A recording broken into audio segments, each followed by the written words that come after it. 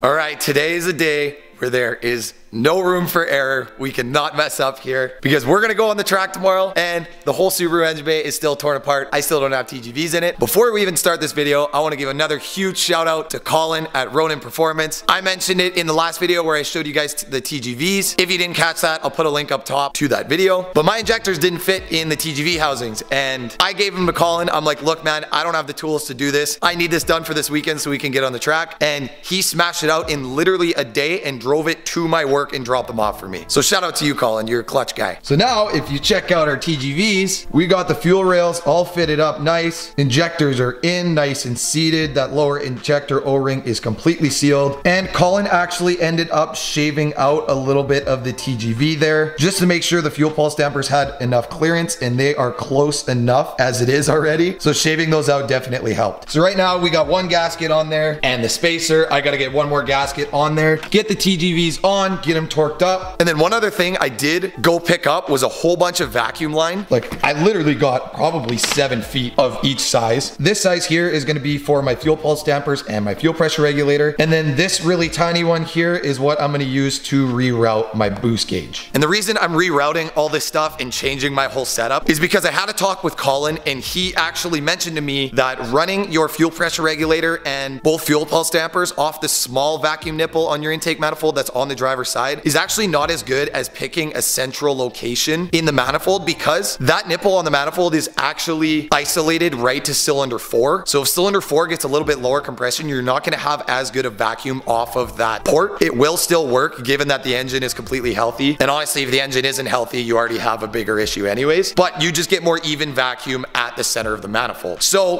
what I'm going to do, and the reason I'm doing this is because I think it's going to also look a lot cleaner. We're going to run one vacuum line from the regulator to the center of the manifold. We're going to run one vacuum line from each pulse damper to the center of the manifold. They're all going to tee together and go into that back port that I put into my intake manifold. And I have my boost gauge running too, which you guys aren't going to be able to see, but it's right under the throttle body there. Then we're going to go ahead and run a vacuum line all the way from my boost sensor, which is down there, all the way up to the small nipple on the manifold, which I was telling you guys about right there on the driver's side of the manifold. So honestly, I think I'm just gonna bang this out because now that this happened, like I said in my last video, the only way I was getting on the track is if a miracle happened. Colin, you're a damn miracle, my man. You got these fixed. So now we can finally get them in the car, get the car running, and we're going racing tomorrow, baby.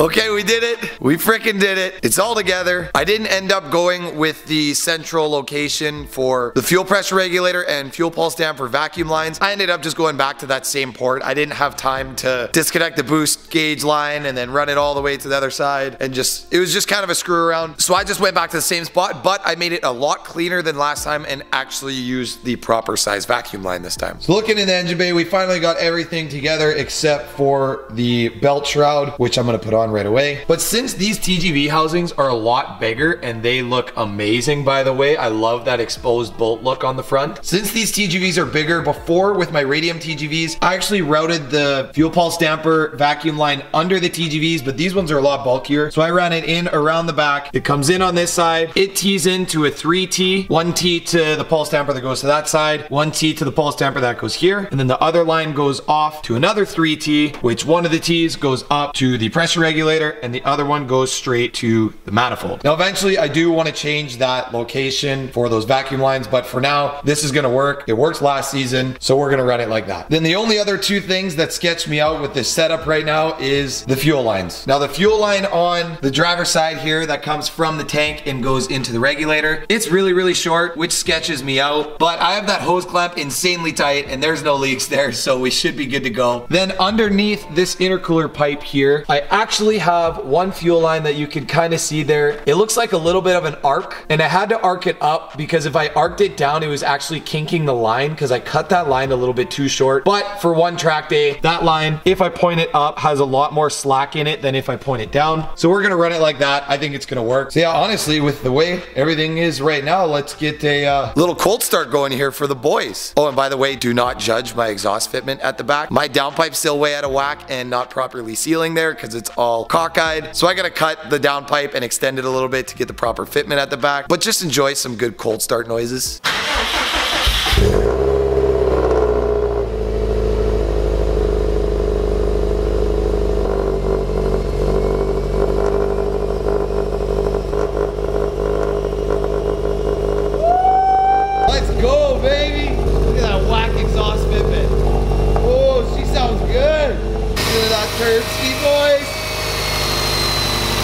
Oh my gosh, I am so happy you run again.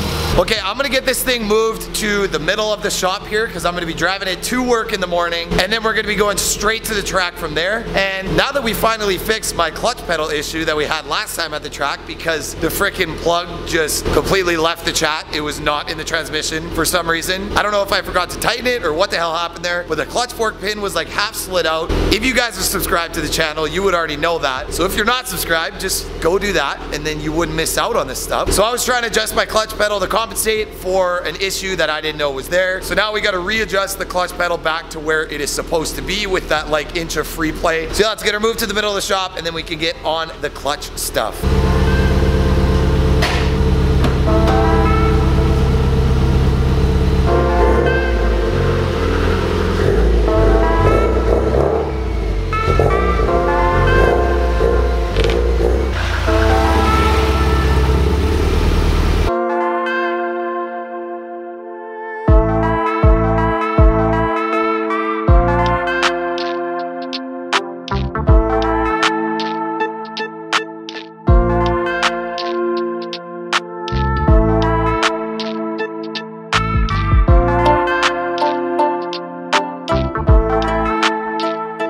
Alright, now that we got it moved into the middle of the shop, I went ahead and put this parent belt cover on, and it's a little sus, honestly. It makes contact with the rat hose, but barely. I think she'll be good. So now I'm just gonna hop inside and adjust my clutch pedal. Because if you look at my clutch pedal right now, there's no free play in it. And that was me trying to adjust to compensate for an issue that I couldn't figure out. So now I wanna get this to the proper adjustment so that I'm not stressing, for one, the main bearings on my crank and stressing out the thrust bearing. And for two, I don't wanna have pre-engagement or disengagement of my clutch. So let's get this adjusted. All you gotta do, and I've shown this before, is there's two little 12mm bolts on your throttle pedal, one up top there and one down on the side. You just gotta pop those two out, take that little connector off of your throttle pedal, and then there is a rod up above the throttle pedal, which is right back there. It's focusing on the harness and the connector, but it's right behind that. There's just a 12mm lock nut on it. You just gotta back that off, then use some vice grips to turn the screw in or out until you have the right amount of free play. And you can do it with the throttle pedal in, but it kind of sucks. So for the two 12mm bolts it takes to take it off, I would just take it off.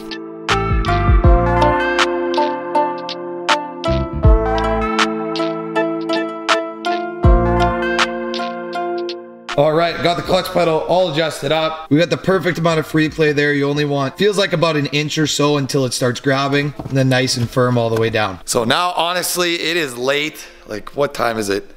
I still work tomorrow. It is almost 1 a.m. and we just finally finished this thing up. But I kind of want to take her for a little rip tonight before I leave first thing in the morning for work, just to make sure that nothing's gonna just die on me. So we're gonna take her for a spin, but it's obviously super dark out right now because it's 1 in the morning. So I'm just gonna bring the camera with me. I'm not gonna set up a GoPro or anything, and we'll just take her out on the highway for a cruise and then come back and frickin' go to bed.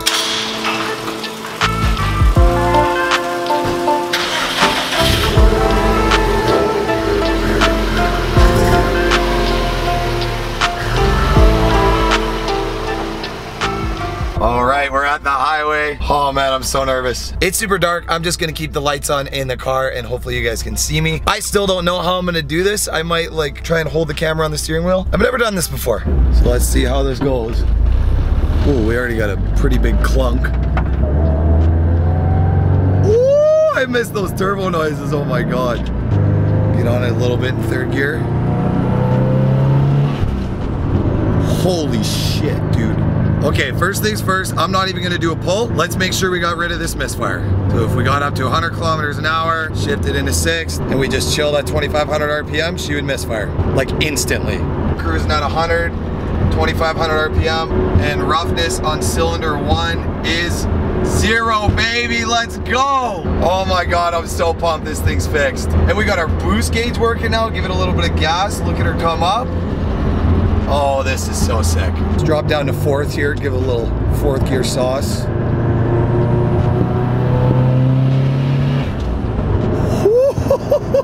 Oh my God, man. I forgot how hard this car pulls. And that was nothing. That's just a 4th gear pull with like a quarter throttle.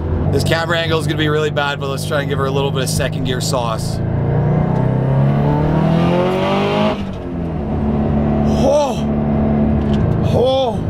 Wow, I forgot how hard this car rips. Let's try 3rd gear.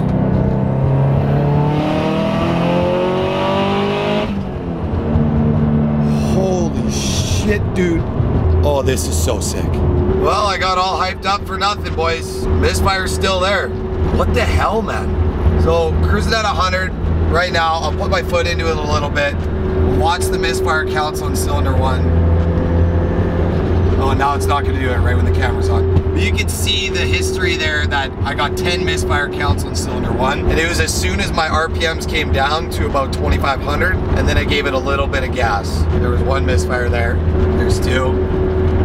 See if she starts to count up again. It's only getting to 2 now, but that misfire is definitely still there. Oh, there's 3. 5. Oh my gosh.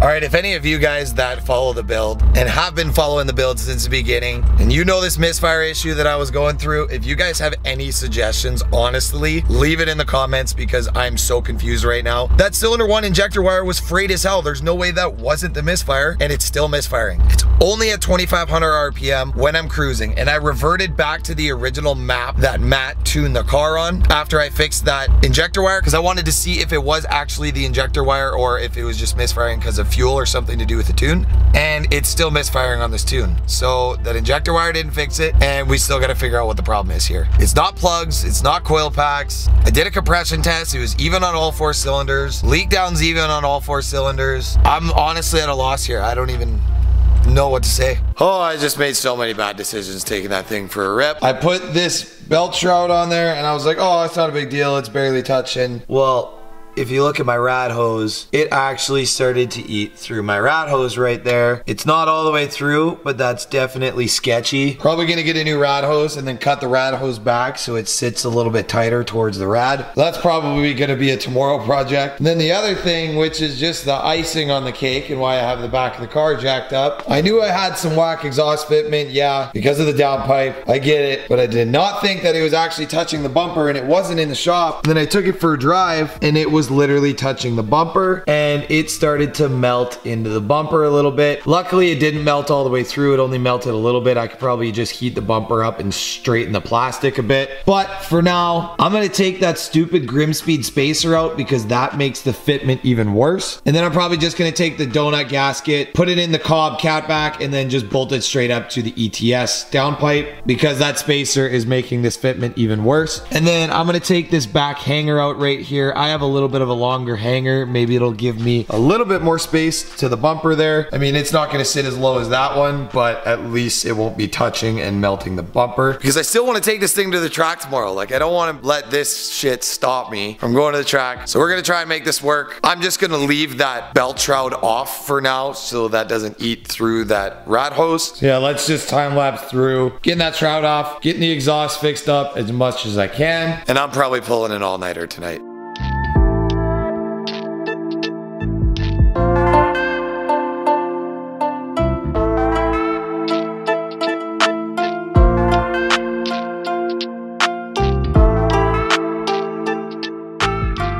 All right, I got that shroud off there, and I got a better look at this rad hose, and she's a little sus. I honestly don't really know how I feel about that. Tore into her pretty good. But I think it'll be fine just to drive it tomorrow. I don't know if that's gonna explode on the track. I really hope not. Maybe I can grab a rad hose from somewhere tomorrow and swap it on the track. I could bring coolant with me. But it didn't go all the way through, and there's still a lot there, so I think we should be okay. Then as for the exhaust, this is how I got it sitting now on the left side, so it's not touching the bumper anymore. And I ended up taking a heat gun and melting the bumper a little bit just to push it back down there, and you can barely even notice it ever melted into it. But just for comparison, this is the right side of the car. Lots of gap there, it's perfect. And then that's the left side of the car. I don't got much gap, but at least it's not touching now. And the only way I was actually even able to do that was I took this stupid Grimspeed spacer that was honestly a waste of money out, and I left the exhaust hanger out that holds the cat back right before the muffler, but I left all 4 hangers on the muffler still, because that's the heaviest part of the exhaust. But this Grimspeed spacer literally did nothing. It still leaked with that in it, so I definitely got to get that downpipe fixed. This was a waste of 80 bucks. I'm probably never going to use that. And I was going to try this longer exhaust hanger, but even with this on, it is way closer to touching the bumper, so I just left that one hanger off. So now I guess we could take her to the track like this. It's a little bit sketchy for sure in case that rad hose blows up or something. But if I run that rad shroud, I'm definitely gonna need to cut the rad hose back to like here and pull it in closer so it doesn't rub. But yeah, that's gonna be it for this video. Like I said, I'm probably not gonna sleep tonight. I still gotta go inside and finish editing the last video so we can get that up for tomorrow, which is Saturday, the day that we're going to the track. I'm not sure when I'm gonna get this video up, but tomorrow I gotta wake up first thing in the morning. Well, I guess not wake up if I stay up, but first thing in the morning I gotta go to Colin's shop at Ronin Performance and just get a decal from him to put on the back of my car for at the track. And then I gotta be at work for 8 a.m. and I'm hoping to get off work around 2:30 and go straight to the track. So I already got my helmet loaded up, I got some tools loaded up, and I'm gonna put some oil and coolant in the car just in case anything happens or I blow a rad hose. I have some extra coolant there, and we can maybe run to a store and grab a rad hose, worst case scenario, and then I can just swap it at the track quick. Yeah, that's gonna be it for this one. I will see you guys bright and early in the morning, and we're gonna go have some fun at the track no matter how many issues this car gives us. Man, we gotta figure out that freaking misfire. Peace out, you guys. Thank you so much for watching. I will catch you guys in the next one.